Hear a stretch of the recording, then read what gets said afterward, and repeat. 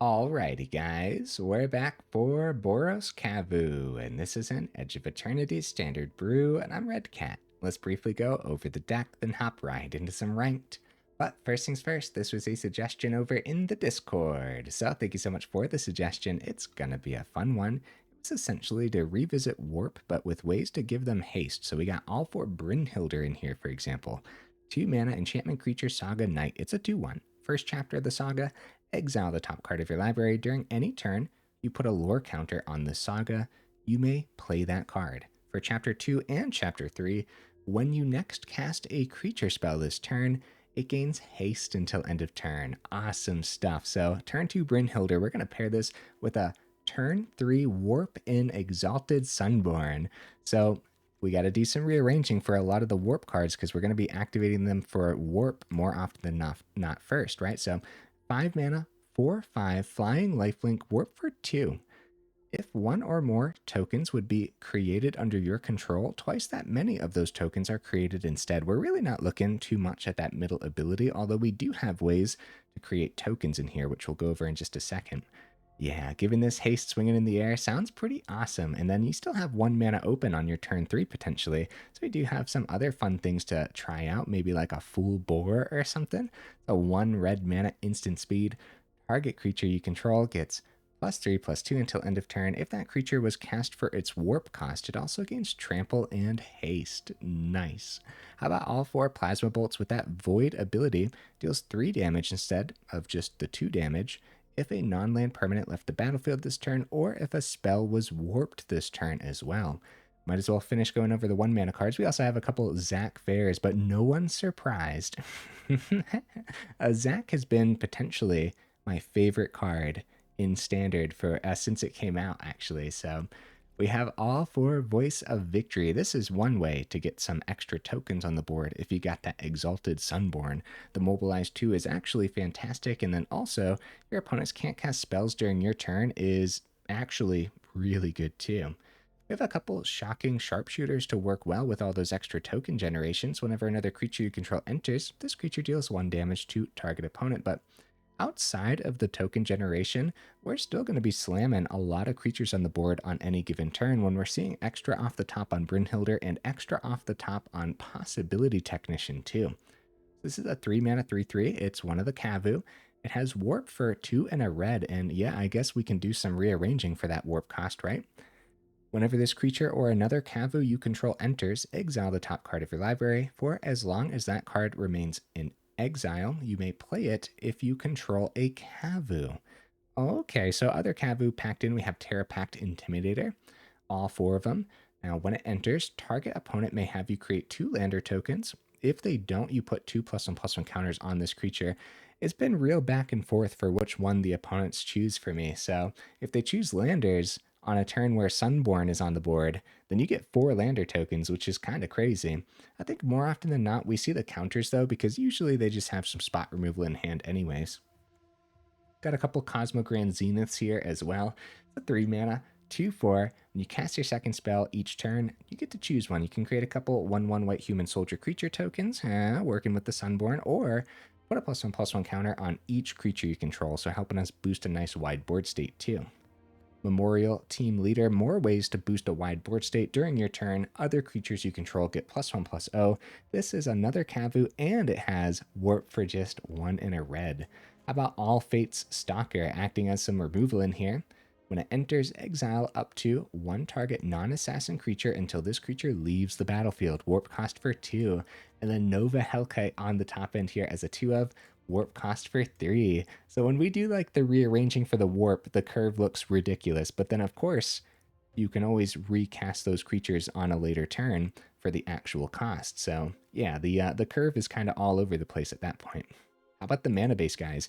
23 total mana. We're leaning towards red. So we got all these mountains, a couple plains. We even have a Dalkovan Encampment, also another way to get some tokens potentially. Sunbillow Verge, originally tapping for white. We're not too worried about that, especially since Sacred Foundry also helps power up that Verge. And then Inspiring Vantage too. So just amazing dual land for Boros, and early Boros at that. Some honorable mentions, guys. Okay, Frontline Rush almost made the cut, and War Leader's Call could have been pretty cool too. Actually opting for the Sharpshooter because I think that Reach will come in handy based on the meta that I've been seeing. So I don't know, man. We'll see. We'll see. All right, I do my dandiest to save the more in-depth discussion for the end of the video, so look forward to that. In the meantime, let's go ahead and take this into some ranked, see how we do.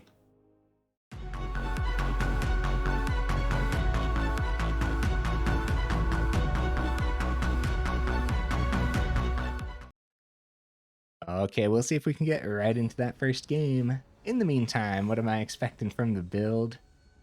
I'm expecting a little bit, man. I think it should be pretty good. I'm also overdue for some losses, though, so I'm a little worried about that, I guess. This seems good. We go first to wow. Okay, yeah. Get the Foundry down without worrying. Pretty much any top deck should be pretty good here. So we warp out the Technician and then play it as a 3-mana card next turn, right? Should be pretty good.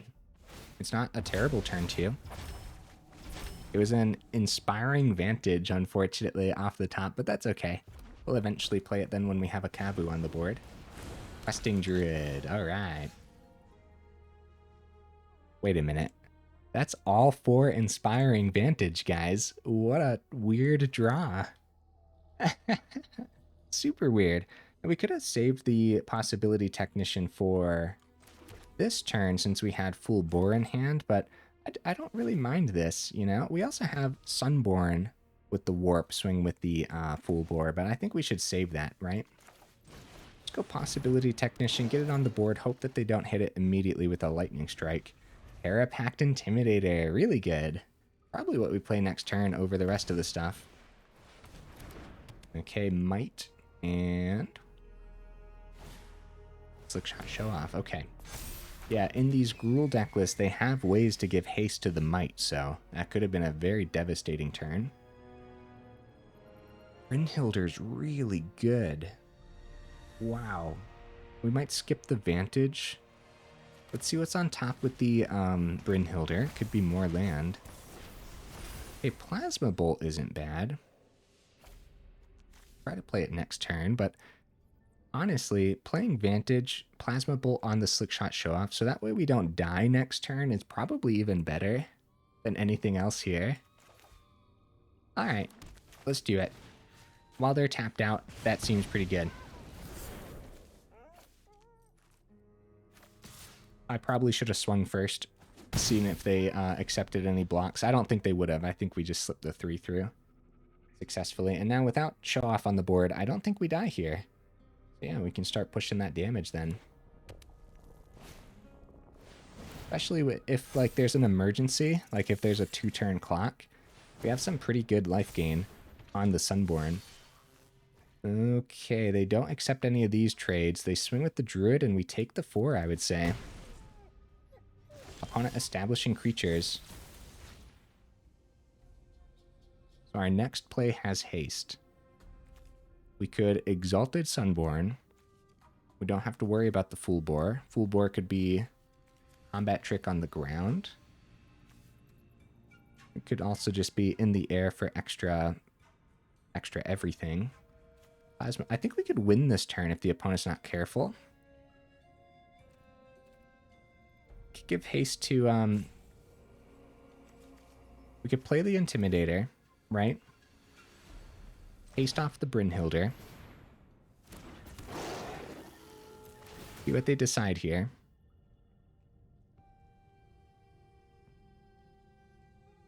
Oh, but now the Full Boar won't be a surprise, though. Wow, we do see land, too.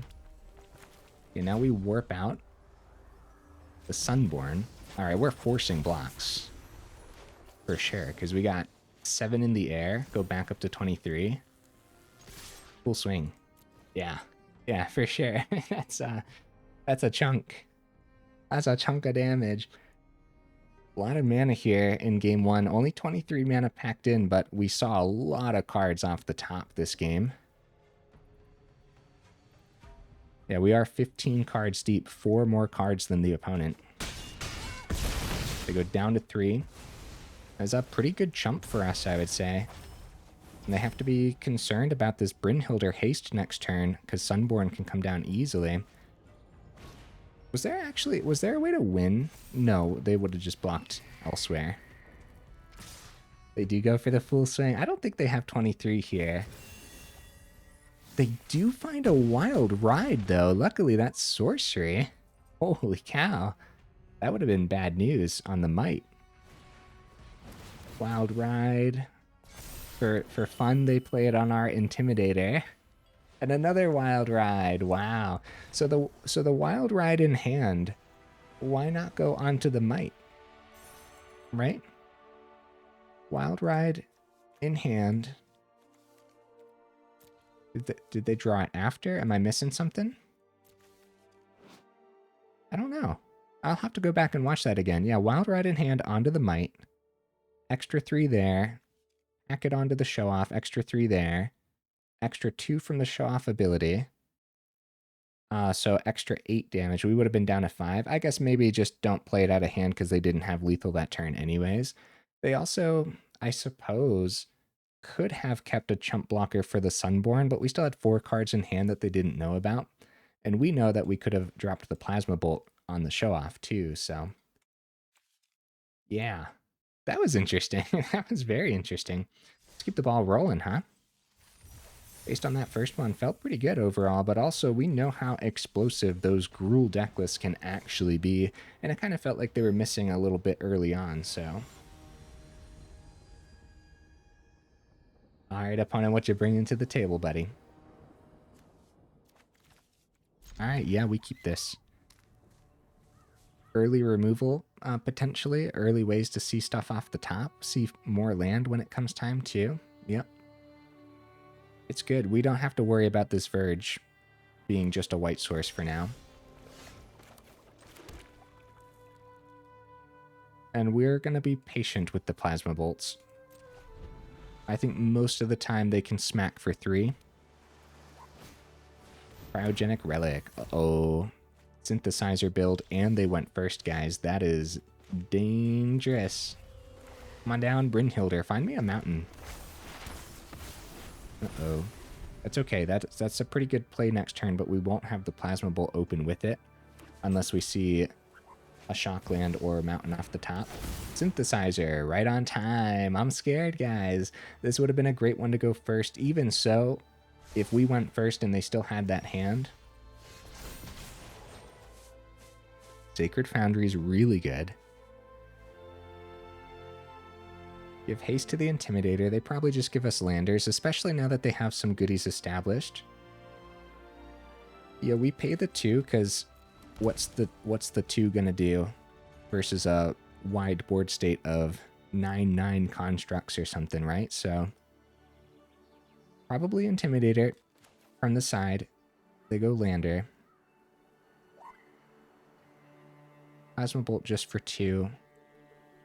We warp up the Technician, swing for 4, then a 3. Actually seems a little bit better, right? Because the warp powers up the bolt. Still gets the haste. We do find a mountain, actually. I should have done that first, right? Instead of taking the 2 from the Foundry, but I kind of changed my line of play. Yeah, definitely should have warped that out first had I thought of the play first. Alright, let's see it, opponent. It's going to be very hard to get around these constructs for sure. Going to take out the Brynhildr, which means no haste next turn for the Technician. And Clay-Fired Bricks as well. Brings them back up to 14. They're getting set up here for the Synthesizer.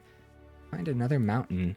We could actually just go Technician, right? See more off the top. Play the land that was already exiled with it. Losing the Intimidator feels a little bit bad. Dumping our hand could be pretty good here too. Just establish Verge, Brynhildr. They're going to have blockers next turn is the big problem. Let's go Brynhildr. See more off the top. Probably go Intimidator. It's going to be another mountain too. Wow. And then definitely lander tokens. They don't want it to be a 4-3. That brings back the mountain that we got from the technician too. But guys, at only 23 mana, seeing 1, 2, 3, 7 land in the top 14 feels a little bad, but not unheard of, I would say. Yeah, get rid of the Brynhildr means no haste, and they establish a 6/6 construct. It's looking great for the opponent until we get our flyers. Sharpshooter's really good.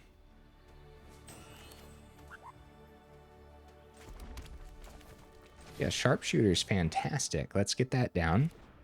Could be a great way to push this through. Alright, see more off the top with the Technician. Opponent goes down to 13. Alright, it's going to be more mana. Uh-oh. Yeah, this last little bit of damage is going to be pretty hard to push through. The best thing we could see off the top is ways to push it through in the air. Yeah, no repurposing bay from the opponent yet. If it's more spring-loaded saw blades, we don't have any tapped creatures yet. So yeah, passes right back. Synthesizer number 2. Right. Again, no repurposing bay, so we don't have to worry about them just having an onslaught of hasty creatures all of a sudden, right, from the Fire Crystal, but they still have 2 mana open. With double Synthesizer on the board, something tells me they're going to get a couple more constructs, and then really just hoping for burn, but then how do we survive, you know? A braided net. They do go for the swing. Pretty much no matter what, we don't survive next turn swing, right? However, down to 9. What are the extra creatures on the board going to do right now? Sorry, down to 7. I don't know. That's right. That's right. I took the 2 from the Foundry earlier. Okay, yeah. Yeah, we might as well take it. We're in danger either way. I think just keeping as many creatures on the board as possible is a little better because we do have ways to boost wide in here. So we could have like a full swing. They still have 3 blockers though. So I don't know what to do about that. But wow, Exalted Sunborn is fantastic, but we don't have a way to give it haste. The opponent targeting these Brynhildrs, that was pretty good, right? Because taking away those turns of haste was excellent for them. Yeah, Sunborn in the air, but then we still have to survive next turn swing, so I think that's it. If we go Lander, Plasma Bolt their face down to 10.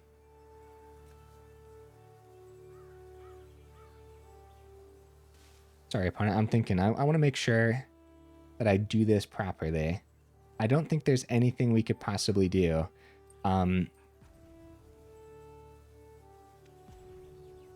Yes, I don't think there's anything we can do. We'll play Sunbillow Verge, Sunborn out of hand, just as a normal 4/5. We will be forced into a full block next turn. And I think I'm just going to use that last mana to Plasma Bolt the opponent's face down to 11. Actually down to 10, because Sharpshooter's also poking a damage through here too. Which I suppose at that point... Yeah, it's too bad they have 3 blockers on the ground, right? Because if they only had 1 or 2 and we pushed a full swing and they block and one of our creatures dies, then the Plasma Bolt would have the Void for an extra 3. Which is actually really cool. Okay, the opponent lets it land. They go down to 12, and then we'll go ahead and poke them for another 2 for fun, right? Yeah, I was making sure we didn't have any elaborate play that I was overlooking, because we could have, like, popped a Lander token, for example, then had the Void on the Plasma Bolt, and then... Oh, yeah, Braided Net. Also able to tap 2 of the creatures down, then they full swing. Yeah, since the Braided Net was open, that was something I was completely overlooking too. So no clean ways to actually block wide anyways. So they had it no matter what then. All right, yeah. Yeah, a little bit of a flood, I would say. 1, 2, 3, 4, 5, 6, 7, 8 land total then. In the top 17, 23 mana. It wasn't that bad of a flood overall. Guys, we'll go ahead and pause the recording until the opponent takes their swing. Okay, the opponent swung on in. We'll go ahead and take those blocks. Drop them the GGs in return. Take 22 damage. Maybe. Maybe. I feel like the opponent's lagging out or something, guys, because the timer went almost all the way down. GG. Yeah, synthesizer's going to be rough no matter what. I think we could have had something there for real. Maybe a couple less mana off the top. Either way, the opponent was going to pick up our ways to give haste. So I think that was leaning towards the opponent regardless. Yeah, I think most of the synthesizer deck list will probably have an advantage versus this one, but we'll see. If that's the case and we end up seeing a lot of it, we could always consider something like Abrade or Requisition Raid, right? Those would be fantastic cards to add in to the build to deal with those. Opponent goes first, which is scary. I'm going to keep this. Oh, crap, dude. Double Leyline of Hope. Oh, no. Oh, no, guys. All right, let's see it. Johnny's Pride Mate. Okay, not too bad yet. Actually, good draw. We should take that while we have it, right? We don't get anything else established, unfortunately, but it would be silly not to pick up that Pride Mate while it's a 2-2. Linden. Plasma Bolt. You can't do anything yet. All right. Terrapact Intimidator is better here. Because if they go landers, we can find more mana off the top then. Which, based on the first couple games, I think finding mana should be easy peasy. Also, I said find mana off the top. I mean, rip it out of the deck list with the lander tokens is what I meant to say. Sheltered by Ghost. Nice. Oh yeah, we're in danger. The Linden swing is huge here as they gain a ton of life off the everything. They gain a ton of life off of literally everything on their board. Now it's an 8-7. We do find the mana, but we don't have the ward to pick up the Linden. Even if we find more mana off the top, we'd be in a lot of danger. They'd get the Linden back anyways. No ways to give haste to our warped out creatures. I think we're super duper dead. Let's go ahead, play the Voice of Victory, and awkwardly pass it back because there might still be a better play for that Plasma Bolt instead of just going 2 damage to the opponent's face, because they'll still be at 27, so the Linden will still have +2/+2 even with the Plasma Bolt hitting face. Yeah, that's tough. That's really tough. Even like if we chose a different turn 2 outside of Intimidator, I still think Intimidator was the right play. Yeah, anything else there would have just gone right under the Sheltered by Ghost for sure, especially a Voice of Victory. Actually, Voice of Victory would have been an even better target to pick up. When it has 3 cards in hand, we got 1 mana open. Nice full hand that they don't know about. I mean, they definitely swing. They'll go up to 37. No, they'll go up to, I guess 39, right? All right, 1 timer used, and we'll go ahead and pause until the opponent shows up. Uh-oh, guys, the opponent never arrived and it passed back. This has been happening a lot to me recently. That's not going to stop me from still showcasing the deck, though, so Brynhildr was a terrific draw. Let's see if we can find that 4th mana off of it. We don't, but Sunborn's pretty good, too. We got chump blockers for days. We might as well just pass it back, especially since the opponent missed their turn. Yeah, we could maybe cheese the Voice of Victory through for 3 damage or whatever, but the opponent missed an entire turn. That just feels bad at that point. So we're gonna hope that they're restarting their game or something and they can actually get back into the match. This is heavily leaning towards them, even with a missed turn. In this one, we're in desperate need of just mana off the top. Let's go ahead and pause. All right, unfortunately, the opponent never arrived. Like I said, this has been happening a lot to me recently. Let me know in the comments. Have you guys been freezing, or have your opponents just been exiting the building a lot in like the past, I want to say a couple of weeks probably. This was a great game to showcase why we actually have 23 mana in here and not like 21 mana or something. It's very expensive with the wrong hand, and even with the right hand, there's still a lot of games where you desperately want to see your 4th on turn 4, so... At the same time, with seeing so much extra off the top with like 8 different cards, 24 mana doesn't make sense either. So 23 should be about fine and dandy usually. In that one, it didn't feel like enough, but yeah, usually it should be. All right, opponent, what you bringing to the table, buddy? Oh my goodness, that's a mulligan. Hey, I like this. We go first too, so if it's more synthesizer, maybe we could actually get a little bit of revenge versus synthesizer. A little bit slow based on... Oh man, I don't want to send anything here. I guess the double voice could be really good. Gets picked up by Pinnacle Starcage though. Both of them would. Alright, yeah. Yeah, we'll send the duplicate. That's okay.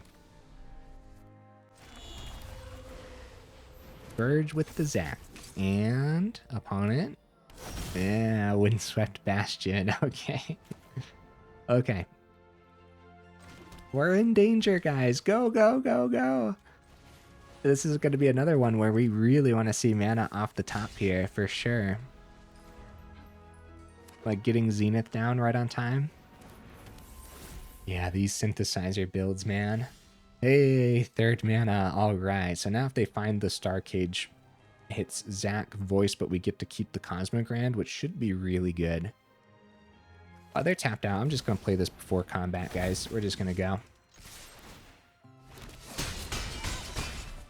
There's plenty of stuff that could help us hit really hard wide.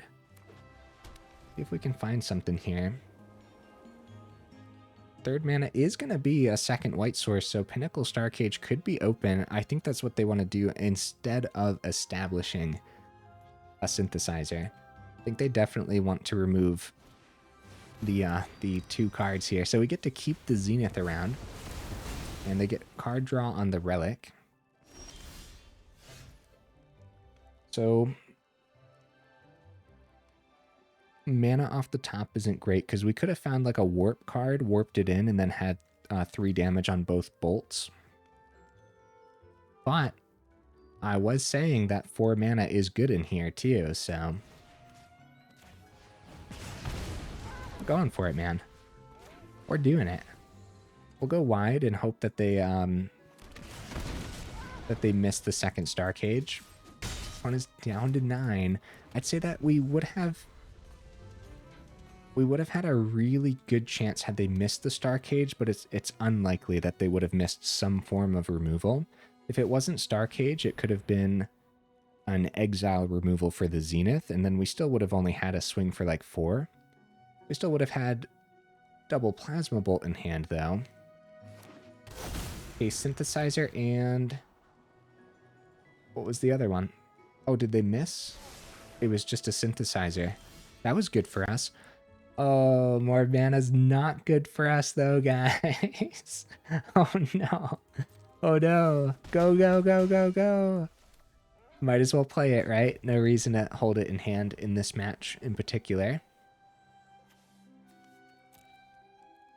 Yeah, I'm not mad about the 5 mana, although it's been a little bit back and forth where, again, 23 in here, but 5 mana in the top 10, so over half the cards seen. So it's another weird one, right? Where we're not seeing the true balance of the 23 mana in these games in particular. Hairless Snare picks up that Zenith. Yeah, like I said, if it wasn't Starcage, they would have had the answer for Zenith that turn anyways. There aren't going to be a lot of ways to finish this game, unfortunately. I think this is heavily leaning towards the opponent. If we find our Warp Dragon off the top, there's no guarantee that they won't... Oh, they actually... Wait a minute, guys. Wait a minute. They clean everything up here with the copy of Pinnacle Starcage. Wait, where was the copy from? Wait a minute. What am I missing here? Ooh, All Fates Stalker is actually decent. Cleans up the construct, but they're definitely going to get more constructs next turn. 0/0 construct. When it enters, exile target non-land permanent and opponent controls. Picked up a Zenith. Guys, what am I missing? What is this? Why do they have a Pinnacle Starcage token? I feel like it's going to be something silly. You know, it's funny. We could warp this out, pick up the construct, then do it again next turn.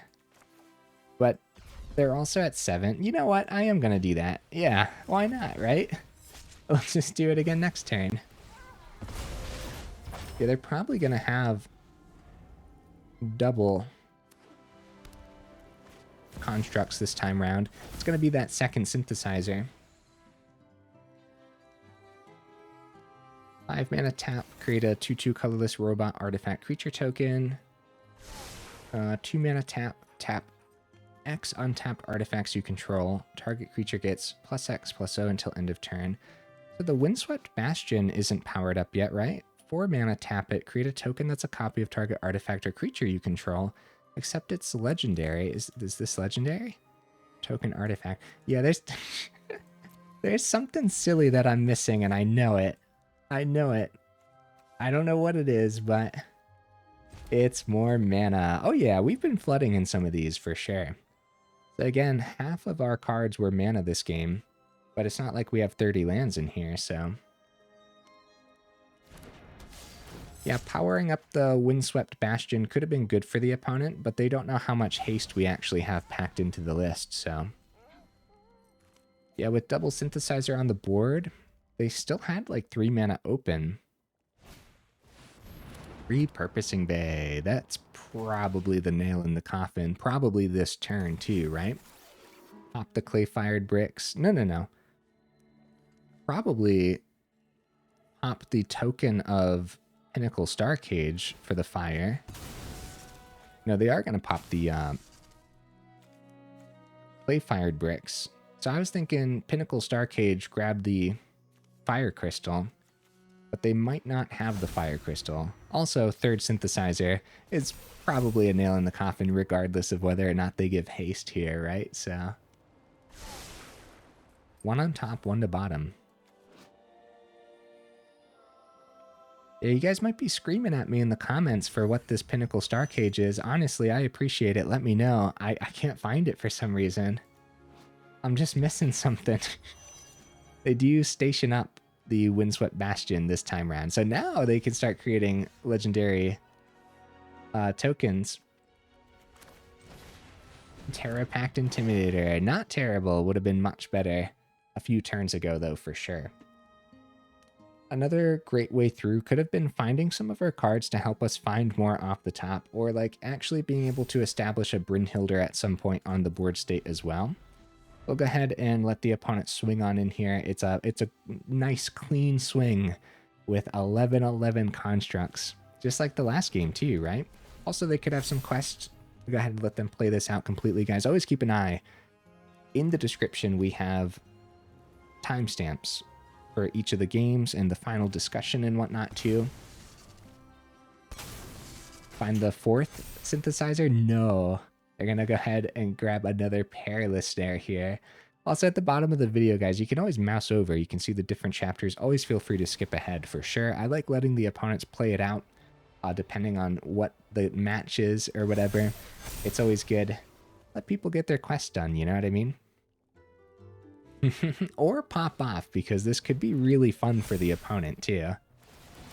And Abrade Net taps down the All Fate Stalker, and we'll go ahead and drop him the GG as well. That's a chunk of damage. Only one construct actually needed. Negative 58. You guys already know what I'm going to say. The opponent almost missed lethal damage there, guys. Almost.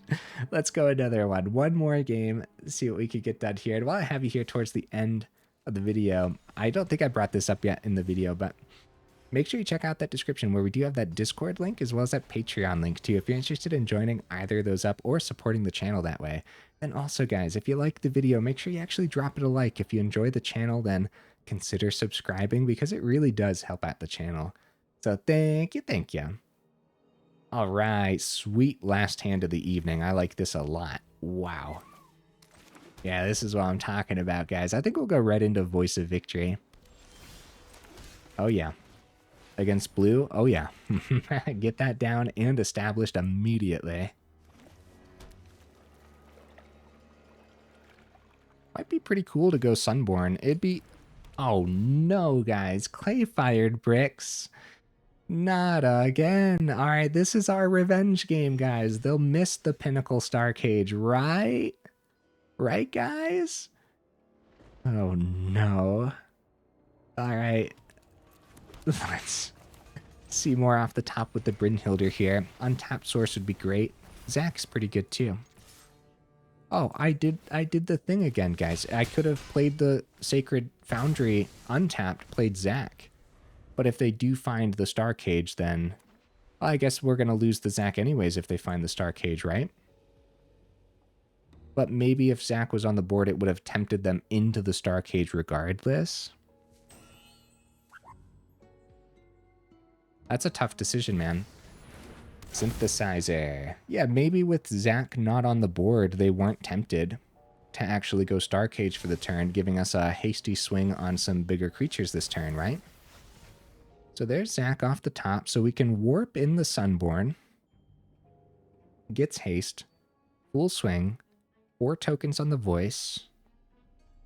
If we had one more mana, we could have gotten Sharpshooter down as well. Which would have been insane. Would have been an additional 5 damage this turn. So it's really just back and forth games of we need more mana and we need less mana and then we need more mana. It's been all over the place, guys.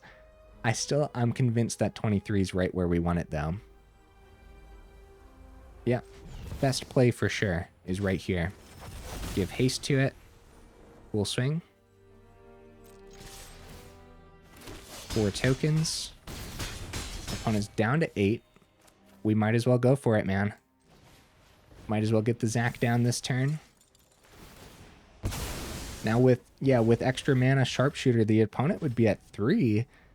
And we have like all 4 Void Burns in here. Not Void Burn, whatever the card's called. Void Burn, close enough. It's close enough, guys. If they miss the Star Cage, I think they're in danger. But opponent... Have you considered my feelings, opponent? Have you considered? Ooh, Zenith is really good. How are we going to get that last 8 damage through here, guys?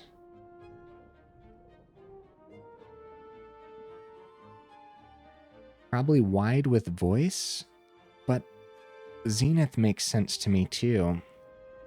But Perilous Snare picking up just the Zenith, I'm thinking opponent. We gotta have a good one here. Gotta have a good one at the end, but against Synthesizer, it's really hard to do. More mana could have been great. 4th mana, establish Zenith, get Zack down, go wide with tokens. That would have been the play. We go wide with Voice instead, Voice and Zack. We could do next turn as well if Zenith actually survives. Look, they found the Star Cage. Maybe they'll miss the Perilous Snare. Because it doesn't have to be Snare. It could be the Saws instead, which actually needs to hit a tapped creature. 5th mana from the opponent.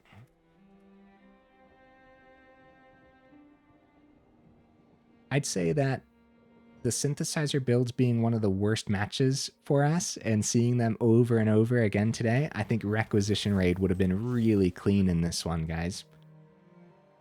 I think I might actually go up some Requisition Raids here at the end of the video.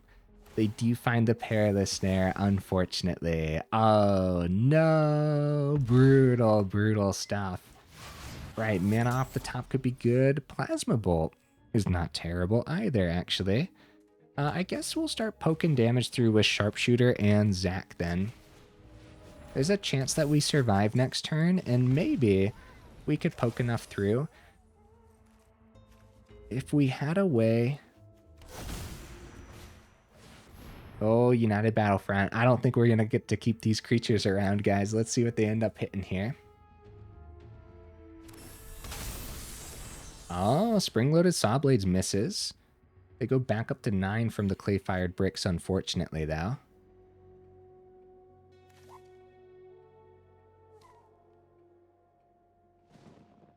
With the Sunborn Swing...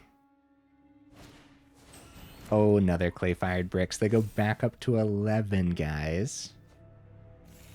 Okay, did some good deck thinning there too, and they got 18 on the board, forcing a chump, which will unfortunately be from Zack, as keeping Sharpshooter is definitely the best thing we can do here. All right, Memorial Team Leader. That's a cool one, man. Yeah, but again, no way to give haste. Too bad we can't play with 8 Brynhildrs in here, huh? Or maybe the deck list just needs more ways to give haste. Maybe more of the full Boros, for example. Could be pretty cool. Like a full Bor on this turn would have been 7 from the team leader. And then 2 from the Sharpshooter. And then another one from when the team leader enters. So that would have been pretty cool. Huh. Yeah, I guess we accept our fate, because we're going to have to full chump next turn, but the reality is one of these creatures is probably going to go away, whether it's removal or they tap it down with the braided net. And if they don't have either of those, they could have Repurposing Bay, which would also be a nail in the coffin. Okay, and while we have mana open too, we might as well play the Plasma Bolt. Like I said, I'm pretty sure we're dead next turn anyways. We've got to chump both of them. Let's see if one of the 3 cards we don't know about is some removal.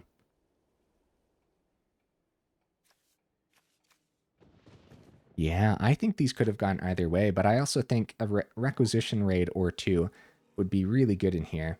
Even when you're not hitting artifacts, being able to boost wide is great, but also there's a lot of enchantments that you'd still want to hit in certain games. Still seeing a lot of mono white mid-range, for example. So taking out a Caretaker's Talent. That is going to be Perilous Snare number 2. All right, we'll go ahead and let the opponent swing on in, just like the other synthesizer builds. It's rough, man. It's very consistent.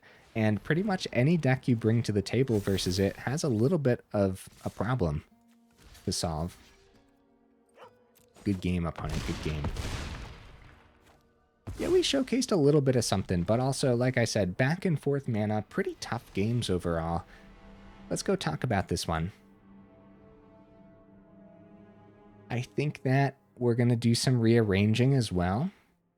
To my surprise, we didn't use the Sharpshooter as much as I was thinking. I think like we could successfully have one of those go up that Requisition Raid. All Fate's Stalker is also maybe like a janky pick in this one too. That could be a second Requisition Raid or an Abrade, depending on what you're seeing.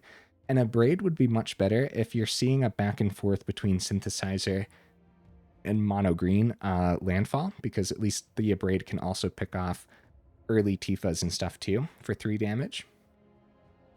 But Requisition Raid's much better, maybe for this deck list in particular, since we're trying to go a little bit wide sometimes too, so...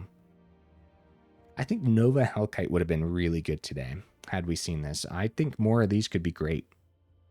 I wouldn't want to drop my other top end for it unless it is that All Fates Stalker. Dropping the All Fates could be a little sketchy too. It's not like we have Sheltered by Ghost or anything in here. Sheltered by Ghost would also be a pretty good one to consider for this deck list. But I think we can successfully drop the All Fates. Losing a little bit of the warp theme, I'm not worried about that at all.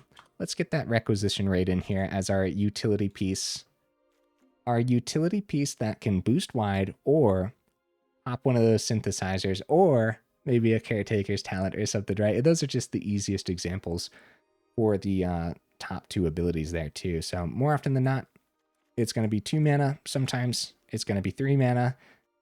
Rarely it's going to be 4 mana. That'd be pretty silly to actually have an artifact and an enchantment to pop and enough mana open to boost your creatures too. But Requisition Raid is a very good card, and I think it'll fit nicely in here. Dropping the All Fates for it, yeah, I guess. Getting rid of some of the removal that can hit creatures is a little sketchy. It's important to note that Plasma Bolt can also take care of a lot of the early mono green as long as it's already open for you. It is sorcery speed. It slows this card down significantly, but in the right build, more often than not, it's going to be 3 damage. So I think this is the right build. We didn't get to see it do 3 damage often today, but I still like it. Yeah, I like it a lot for this one. Even when you're not warping creatures out, it's still pretty easy to have a non-land permanent leave the battlefield. Number one, it's the type of deck list where you really want to swing in all the time. So for something like Voice of Victory, the Mobilize, it reads sacrifice them at the beginning of the next end step. So Sorcery Speed Plasma Bolt doesn't work with the original sacrifice. However, when you swing with Voice of Victory, there are some moments where the opponent has like a 2/2 or something, and they block one of the warriors because it's totally a free block at that point, right? So you lose a warrior in combat instead, which means the Plasma Bolt can hit the opponent's face main phase 2 for 3.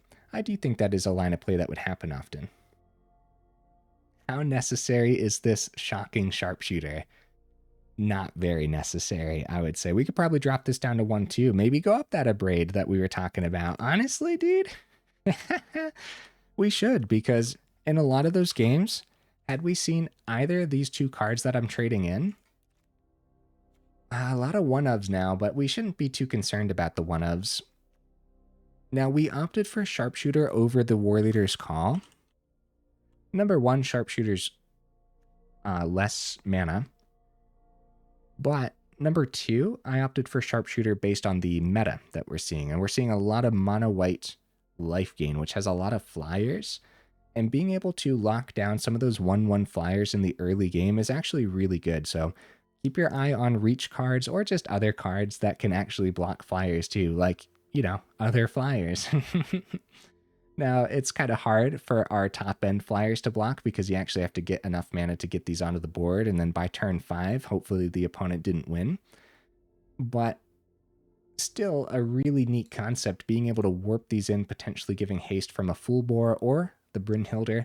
More ways to give haste in here could actually be fantastic. If we skip the Kavu theme, I think the Memorial Team Leader could potentially be an Enduring Courage, which would be really cool. Now, I'm personally not going to make the trade because I'd be trading out an uncommon for a rare, but I do think this would be really good in here. Enduring Courage over Memorial Team Leader. Excellent trade out. At that point with Technician, the only other Kavu packed in is actually Terrapact Leader.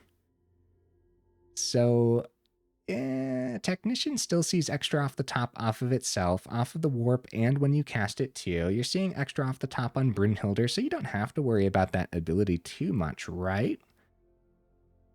But when you do actually get the Memorial Team Leader down, you're swinging with Voice and everything. Other creatures you control get that +1/+0 during your turn. It's a similar concept with the Courage, though, because when those 1/1s come in, they'll still get the boost. They'll get +2/+0 when they originally come in. Only this is another way to give our top end haste when we're curving out properly, too. Or maybe we're not curving out properly and all we have is the 4 mana. The opponent uses their spot removal on a Courage, and then next turn you can drop 2 warp cards out of your hand. Yep, that could be really good. Enduring Courage is something to consider for sure for this build. It could boost the power significantly. What about the Do Not Craft list? Yeah, dude, put it on the Do Not Craft list. This got picked apart by the meta, and it's partially Synthesizer's fault for being way too many of those matches. I apologize, guys. I wish we could have showcased the deck list versus different decks today. That was a lot of synthesizer, huh? But if I sat down and played another 5 games with this build, I can't guarantee that most of them wouldn't be synthesizer again. So not a lot we can do sometimes. Depending on the day, it's really back and forth. Most of the time, I'm seeing mono green, though. It's been a weird few days, though. I haven't seen too much landfall recently. Here's the split, guys. A lot of uncommons, actually. It's not too expensive, but it's still pretty expensive. Put it on the do not craft list. There's definitely going to be better ways to put Boros together. This was a pretty fun way, though, and I think, yeah, if we sat down, played another 5, sure, we'll see synthesizer, maybe every other game. That does not mean that we would not have fun playing this, though. So maybe if you have all the cards laying around, give it a shot. Get back to me. Let me know how it does.